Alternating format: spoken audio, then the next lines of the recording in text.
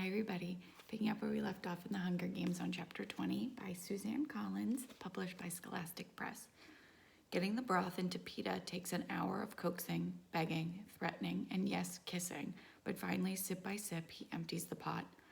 I let him drift off to sleep then and attend to my own needs, wolfing down a supper of grusling and roots while I watch the daily report in the sky.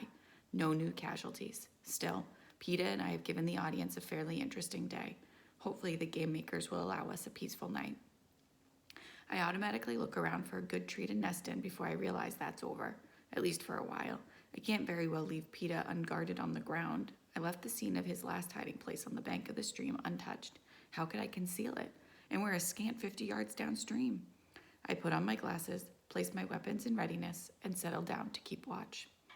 The temperature drops rapidly, and soon I'm chilled to the bone. Eventually, I give in and slide into the sleeping bag with Peta. It's toasty warm, and I snuggle down gratefully until I realize it's more than warm. It's overly hot because the bag is reflecting back his fever. I check his forehead and find it's burning and dry. I don't know what to do. Leave him in the bag and hope the excessive heat breaks the fever? Take him out and hope the night air cools him off? I end up just dampening a strip of bandage and placing it on his forehead. It seems weak, but I'm afraid to do anything too drastic. I spend the night half sitting, half lying next to Peta, refreshing the bandage and trying not to dwell on the fact that by teaming up with him, I've made myself far more vulnerable than when I was alone. Tethered to the ground, on guard, with a very sick person to take care of, but I knew he was injured, and still I came after him. I'm just going to have to trust that whatever instinct sent me to find him was a good one. When the sky turns rosy, I notice the sheen of sweat on Peta's lip and discover the fever has broken. He's not back to normal, but it's come down a few degrees. Last night, when I was gathering vines, I came upon a bush of rose berries. I strip off the fruit and mash it up in the broth pot with cold water. Peta's struggling to get up when I reach the cave. I woke up and you were gone, he says. I was worried about you. I have to laugh as I ease him back down. You were worried about me? Have you taken a look at yourself lately? I thought Cato and Clove might have found you. They like to hunt at night, he says, still serious. Clove? Which one is that, I ask.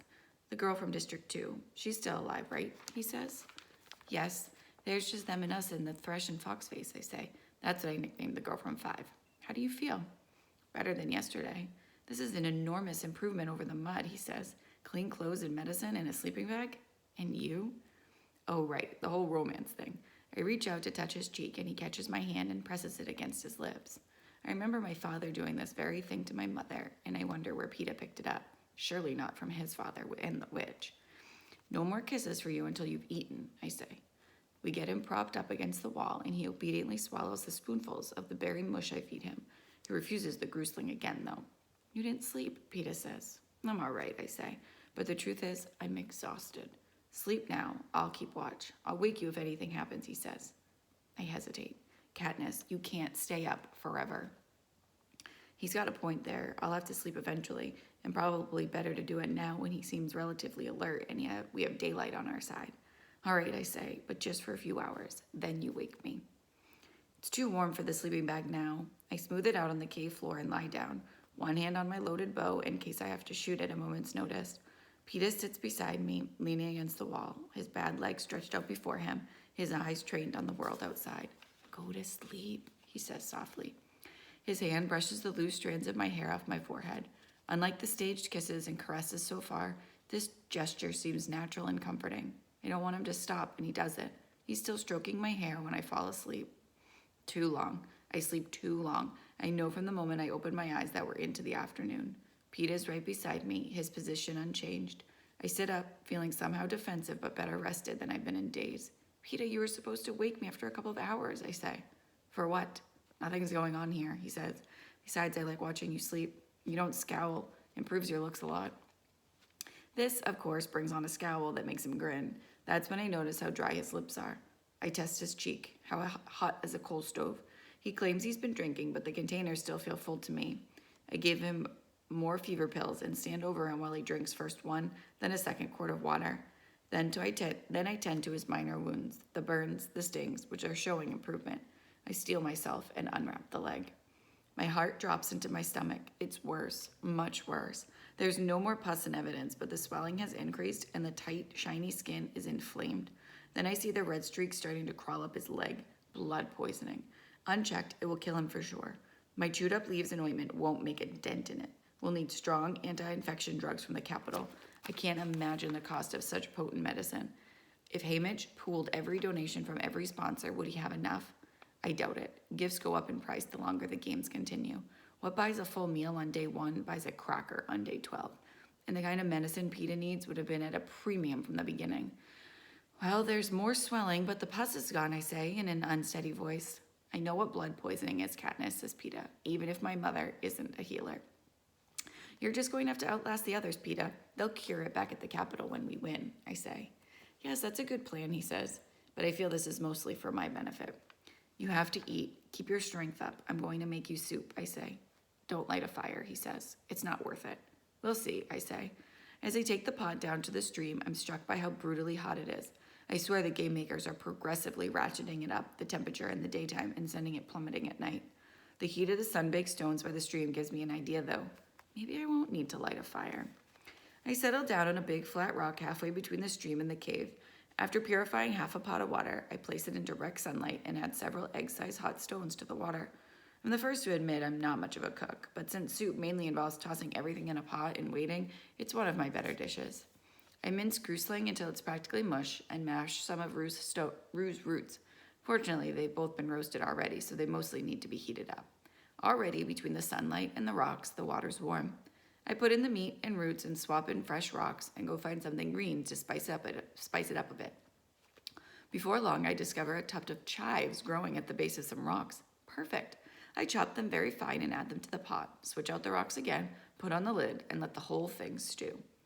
I've seen very few signs of game around, but I don't feel comfortable leaving PETA alone while I hunt, so I rig half a dozen snares and hope I get lucky. I wonder about the other tributes, how they're managing now that their main source of food has been blown up. At least 3 of them, Cato, Clove, and Foxface, had been relying on it. Probably not Thresh, though. I've got a feeling he must share some of Rue's knowledge on how to feed yourself from the earth. Are they fighting each other? Looking for us? Maybe one of them has located us and is just waiting for the right moment to attack. The idea sends me back to the cave. PETA's stretched out on top of the sleeping bag in the shade of the rocks. Although he brightens a bit when I come in, it's clear he feels miserable. I put cool cloths on his head, but they warm up almost as soon as they touch his skin. Do you want anything, I ask? No, he says, thank you. Wait, yes, tell me a story. A story? What about? I'm not much for storytelling. It's kind of like singing, but once in a while, Prim wheedles one out of me. Something happy. Tell me about the happiest day you can remember, says PETA. Something between a sigh and a huff of exasperation leaves my mouth. A happy story. This will require a lot more effort than the soup. I rack my brains for good memories. Most of them involve Gale and me out hunting, and somehow I don't think these will play well with either PETA or the audience. That leaves Prim. Did I ever tell you about how I got Prim's goat, I ask? PETA shakes his head and looks at me expectantly, so I begin, but carefully, because my words are going out all over Panem, and while people have no doubt put 2 and 2 together that I hunt illegally, I don't want to hurt Gale or Greasy Say or the butcher or even the peacekeepers back home who are my customers by publicly announcing they're breaking the law too. Here's the real story of how I got the money for Prim's goat lady. It was a Friday evening, the day before Prim's 10th birthday in late May. As soon as school ended, Gale and I hit the woods because I wanted to get enough to trade for a present for Prim. Maybe some new cloth for a dress or a hairbrush.